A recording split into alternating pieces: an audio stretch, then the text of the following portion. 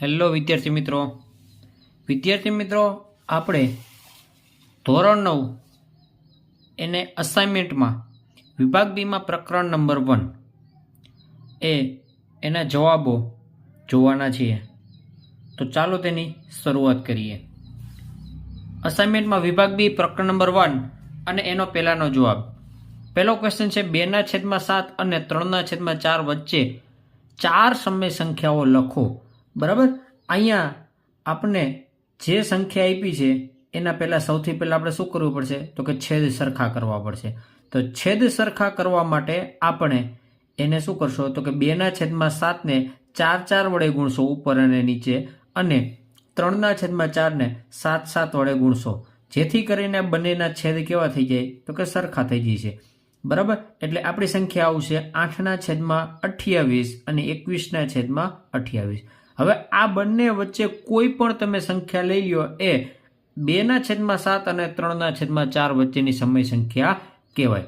તો અહીંયા 8/28 ત્યાંથી આપણે શરૂઆત કરીએ. 9/28, 10/28, 11/28, 12/28 ત્યાંથી ચાલુ થાય છે 21/28, એટલે કે આપણી છેલ્લી સમય સંખ્યા લગી આવી જાય છે. બરાબર, આના વચ્ચેની કોઈ પણ 4 સંખ્યા લઈ લેવાની.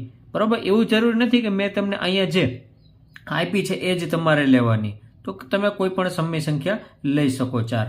બરાબર, અહીંયા આપણો જવાબ થાય છે 9/28, 10/28, 11/28 અને 12/28. બરાબર, આ 4 સંખ્યા છે એ આ બંનેની વચ્ચેની સમય સંખ્યા છે. હવે અહીંયા તમારે છેદ ઉડાડવા હોય તો તમે ઉડાડી શકો છો. બરાબર, આમાં છે, આ બંનેમાં છેદ ઉડે છે તો ઉડાડી શકો છો. રેડી? એવી જ રીતે આપણો બીજો ક્વેશ્ચન છે કે 3/5 અને 7/8 વચ્ચેની 4 સમય સંખ્યા ગોતવાની છે. બરાબર, તો આમાં પણ આપણે શું કરશો તો કે સૌથી પહેલા છેદ સરખા કરશો. છેદ સરખા કરવા માટે તમારે જે છેદ સામે બીજી સંખ્યા છે એના વડે તમારે ગુણી નાખવાના. એટલે કે 3/5 ને મેં 8 વડે ગુણી નાખ્યા, એટલે મને મળશે 24/40. એવી જ રીતે 7/8 ને મેં 5 વડે ગુણી નાખ્યા, એટલે મને સંખ્યા મળશે 35/40. બરાબર, એટલે હવે શું થઈ છે તો કે હવે આ બંનેની એટલે કે 24/40 અને 35/40 ની વચ્ચેની કોઈ પણ 4 તમે સમય સંખ્યા લઈ શકો છો. અહીંયા તમે જોઈ શકો છો મેં આવી રીતે આ લખેલું છે. બરાબર, અને આપણી સમય સંખ્યા છે 25/40, 26/40, 27/40 અને 28/40. આના તમે છેદ પણ ઉડાડી શકો છો. બરાબર, આ 4 સમય સંખ્યા છે. ક્લિયર? આગળ જોઈએ. હવે 1/4 અને 4/5 ને સમય સંખ્યાના છેદ આપણે શું કરવાના છે તો કે પહેલા સરખા કરવા જવાના. એટલે કે આપણે આમાં અસમય સંખ્યા શોધવાની છે. બરાબર, ત્રીજા દાખલામાં શું શોધવાનું છે તો કે અસમય સંખ્યા શોધવાની. તો સૌથી પહેલા આપણે જે સંખ્યા આપી છે એને શું કરી નાખવાના, છેદ સરખા કરી નાખવાના. તો અહીંયા જુઓ મેં છેદ બંનેના સરખા કરી નાખ્યા અને મને રકમ મળી 5/20 અને 16/20. આ બંનેની વચ્ચે મારે કેટલી સમય સંખ્યા લેવાની છે તો કે અસમય સંખ્યા 4 લેવાની છે. બરાબર, તો હવે તમારે પહેલા અહીં જોઈ લેવાનું કે 5/20 એનો બંનેનો ભાગાકાર કરી તો 0.25 જવાબ આવે, અને 16/20 એનો ભાગાકાર કરો તો 0.8 થાય. બરાબર, હવે આ અસમય સંખ્યા આપણે લેવાની છે, એટલે કે આ બંનેની વચ્ચે એવી સંખ્યા લેવાની કે જે અનંત અનાવૃત હોય. બરાબર, એટલે કે એક જ સંખ્યા રિપીટ થતી હોવી પડે નહીં. બરાબર ને? તો અહીંયા જો 0.25 અને 0.8 વચ્ચેની 4 ભિન્ન અસમય સંખ્યા આપી છે. અહીંયા 0.30, 0.30, 3 પછી 00 છે, પછી 30000. બરાબર, એવી જ રીતે અહીંયા છે 0.40, 400. બરાબર, એવી રીતે આ અસમય સંખ્યા છે. અહીંયા પણ એ જ છે કે 0.5 પછી 0.50, 500. એવી જ રીતે અસમય સંખ્યા આપણી ચોથી છે. આપણી ચોથી અસમય સંખ્યા છે કે 0.60, બરાબર, એવી રીતે. એટલે કે આ આપણી 4 અસમય સંખ્યા મળી ગઈ. બરાબર, હવે એના પછીનો જો ક્વેશ્ચન જોઈએ.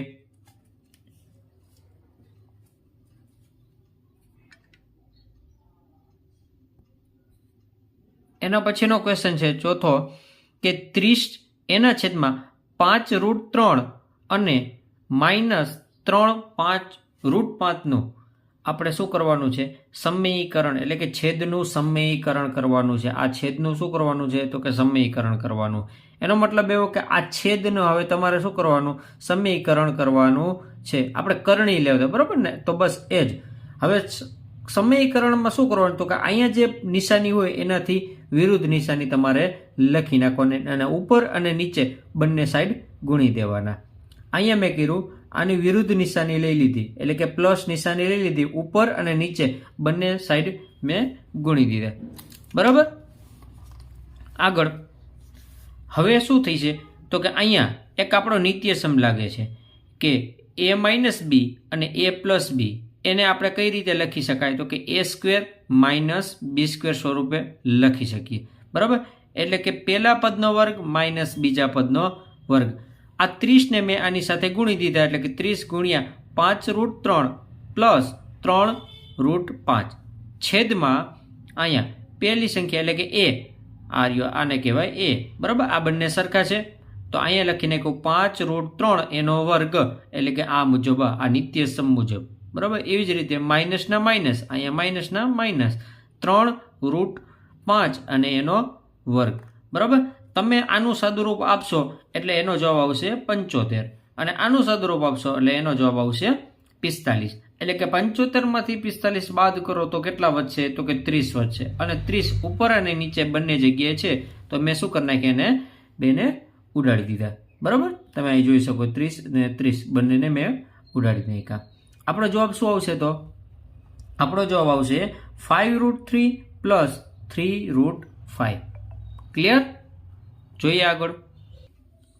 ચલો, આપણો પાંચમો દાખલો છે. આ પાંચમા દાખલામાં પણ આપણે સમયીકરણ એટલે કે કરણી લેવાની છે, એટલે કે છેદનું સમયીકરણ કરવાનું છે. શું કીધું હતું? તો કે અહીંયા જે વચ્ચેની નિશાની હોય એને આપણે બદલાવી નાખવાની. બરાબર?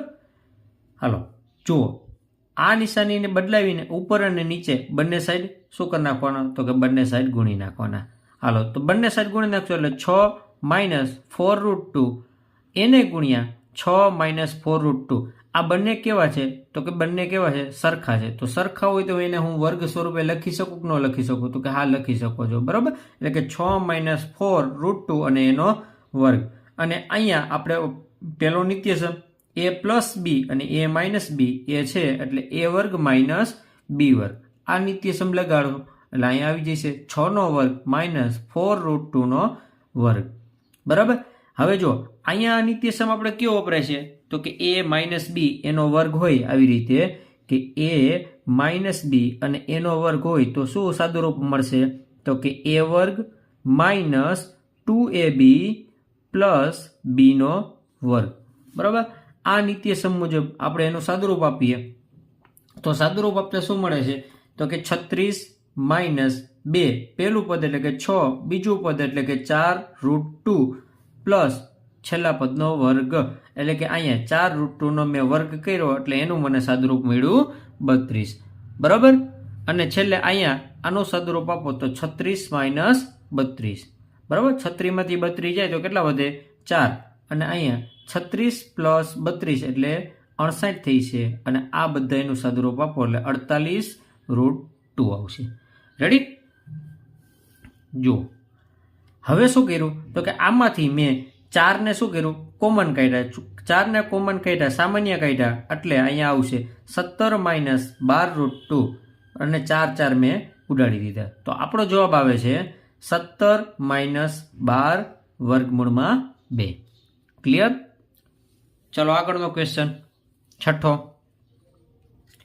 હવે છઠ્ઠા ક્વેશ્ચનમાં આપણે સાદુરૂપ આપવાનું છે. બરાબર? કેનું સાદુરૂપ છે? તો કે 4√3 - 3√5 અને એનો વર્ગ છે. તો આપણો નિત્યસમ જ છે એ મુજબ સાદુરૂપ આપવાનો કે a - b નો વર્ગ બરાબર a² - 2ab પ્લસ b². હવે a એટલે કોણ? તો કે 4√3. b એટલે કોણ? તો કે 3√5.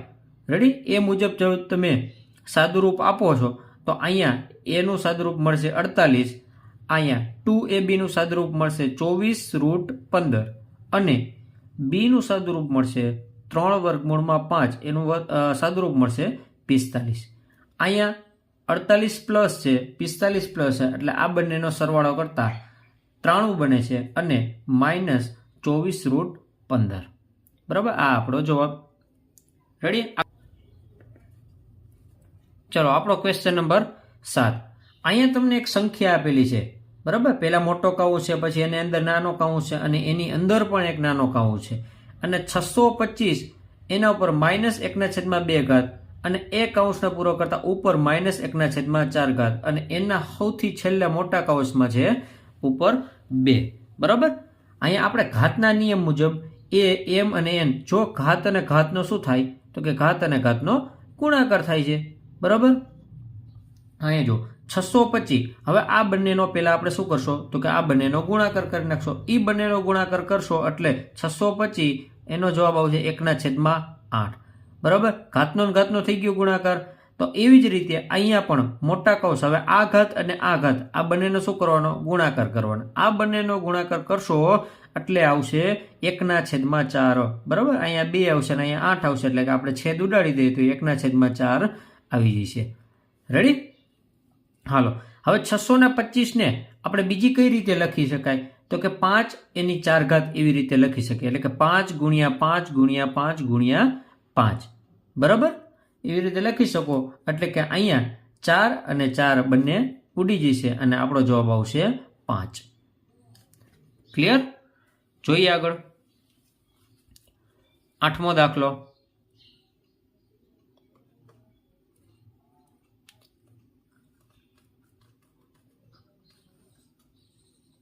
જુઓ આગળ. અહીંયા 3/4 એની 6 ઘાત ગુણ્યા 16/9 એની 5 ઘાત બરાબર 4/3 એની x + 2 ઘાત છે. તો મારે શું શોધવાનું છે તો કે આમાંથી મારે x ની કિંમત મેળવવાની છે. બરાબર, તો અહીંયા 3/4 અને કૌંસમાં 6 ઘાત એમનામ રહેવા દે. હવે અહીંયા 16 છે, 16 નો વર્ગમૂળ કેટલું નીકળે તો કે 4 નીકળે. બરાબર, 9 નું વર્ગમૂળ કેટલું નીકળે છે તો કે 3 નીકળે છે. તો આ બંનેનો વર્ગમૂળ કાઢતા અહીંયા ઉપર શું લખી રાખશો તો કે 2. બરાબર, એટલે 2 × 5 કેટલી ઘાત થઈ જશે તો કે ટોટલ 10 ઘાત થઈ જશે અને આ આપણે એમનામ રહેવા દીધું. અહીંયા હવે શું કર્યું, મારે આ બંને સરખા કરવી છે. બરાબર, આ બંને સરખા કરવા છે તો મેં શું કર્યું તો કે ઉલટાવી નાખ્યું, એટલે કે અહીંયા કિંમત -6 આવી જશે. બરાબર, ઘાત કેવી થઈ જશે -6. હવે આ બંને કેવા થઈ ગયા તો કે આધાર સરખા, તો ઘાતનો સરવાળો થતો હોય તો સરવાળો કરવાનો, બાદબાકી થતી હોય તો બાદબાકી કરવાનો. તો અહીંયા બાદબાકી થઈ -6 માંથી +10 બાદ કરો તો કેટલા વધશે? 4 વધશે. બરાબર, હાલો જોવો જોઈએ, આધાર સરખા થઈ ગયા. આધાર સરખા થઈ ગયા તો ઘાતનો શું થશે તો કે બંનેનો સરખામણી કરી દેવાની, એટલે કે અહીંયા 4 બરાબર x + 2. હવે આ +2 ને બરાબર ને એની સાઈડ આવવા દઈએ તો -2 થઈ જાય. રેડી? તો કે x માંથી 4 x બરાબર 4 - 2. 4 માંથી 2 કાઢો તો જવાબ શું આવશે આપણો? x બરાબર 2. રેડી? ચલો 9મો ક્વેશ્ચન. 1/4 -15 આનું શું કરવાનું છે તો કે છેદનું સમીકરણ કરવાનું છે. હવે તો આમાં મેં તમને કીધું કે છેદનું જો જ્યારે સમીકરણ આવે ત્યારે આ જે વચ્ચેની નિશાની હોય એને બદલાવી નાખવાની અને ઉપર અને નીચે લખી નાખવાનું. બરાબર, તો અહીંયા મેં જ કર્યું, જો -4 + વર્ગમૂળમાં 15 -4 + વર્ગમૂળમાં 15. બરાબર, આ બંને કેવી છે તો કે એક માઇનસ છે એક પ્લસ છે, એટલે આપણે નિત્યસમ કયો લાગશે તો કે a - b કૌંસમાં a + b બરાબર a² - b². રેડી? અને આ આની સાથે ગુણાઈ જાય એટલે આ બની જાય છે અહીંયા પહેલા પદનો વર્ગ એટલે કે a² માઇનસના માઇનસ b² એટલે કે √15 વર્ગ. આ બંનેનું તમે સાદુરૂપ આપો તો અહીંયા 16 આવે અને અહીંયા કેટલા આવશે? 15 આવશે. બરાબર, 16 માંથી 15 જાય તો કેટલા વધે? 1 વધે. તો આપણો જવાબ કયો આવે તો કે -4 પ્લસ વર્ગમૂળમાં 15. ક્લિયર? આગળ હવે તમને અહીંયા 10મા દાખલામાં બે કિંમત આપી છે, એનું તમારે શું કરવાનું છે? સરવાળો કરવાનો છે. સામાન્ય સરવાળો હાવ સિમ્પલ સરવાળો છે. અહીંયા બે સંખ્યા છે, 2√2 પ્લસ 5√3 પ્લસ √2 માઇનસ 3√2. બરાબર.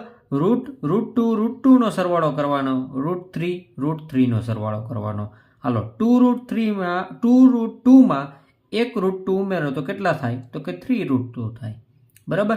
અહીંયા 5√3માં 3√3 શું કરવાનું છે? તો કે બાદ કરવાના છે. બાદ કરો, 5માંથી 3 જાય કેટલા વધે? તો કે 2 વધે. એટલે કે આપણો જવાબ આવશે 2√3. અને મોટા પદની નિશાની, મોટો પદ છે તો પ્લસ વચ્ચે આવી જાય. ક્લિયર? ચલો મળીએ આપણે પ્રકરણ નંબર 2માં.